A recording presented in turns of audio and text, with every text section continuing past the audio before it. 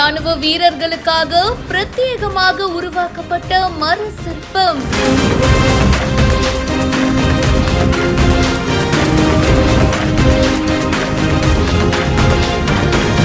Operation சிந்தூர்ல இறந்த வீரர்களுக்காக சமர்ப்பித்த மாணவர். பாண்டிச்சேரி சேலியமேடு கிராமத்தை சேர்ந்தவர் ஜெகதீஷ். இவர் காலேஜ் படிச்சிட்டு இருக்காரு. இந்தியா பாகிஸ்தான் போர்ல ஆபரேஷன் சிந்தூர்ல இறந்து போன ராணுவ வீரர்களுக்கு மரியாதை செலுத்துற விதமா பயன்படுத்தாம தூக்கி எறியப்பட்ட தென்னை மர ஓலைகள், தென்னை மர நாறு, பனைமர பொருட்கள், பாக்குமர தட்டுகள், மூங்கில்கள், கம்பு மற்றும் சோள தட்டுகள் இதெல்லாம் வச்சு சூப்பரா அவங்களுக்கு டெடிகேட் பண்ற விதமா மர சிற்பங்களை உருவாக்கி இருக்காரு. ராணுவ வீரர்கள் பயன்படுத்துற துப்பாக்கி, அவங்க போட்டிருக்கிற தொப்பி, ஷூ இதெல்லாம் உருவாக்கி இருக்காரு. போரினப்போ இறந்து போன ராணுவ வீரர்களுடைய குடும்பத்தினர் அஞ்சலி செலுத்துற மாதிரி தத்ரூபமா உருவாக்கி இருக்காரு. இது நிறைய பேருக்கு ரொம்ப பிடிச்சிருக்கு. இந்த வீடியோ பத்தின உங்களுடைய கருத்துக்களை கமெண்ட் செக்ஷன்ல பதிவு பண்ணுங்க. மேலும் பல செய்திகளுக்கு இப்பவே பிஹைண்ட் உட்ஸ ஃபாலோ பண்ணுங்க. என் பேரு ஜெகதீஷ். நான் அரியாமத்துல பாரதியார் பல்கலைக்கூடத்துல 1ஆம் ஆண்டு படிக்கிறேன்.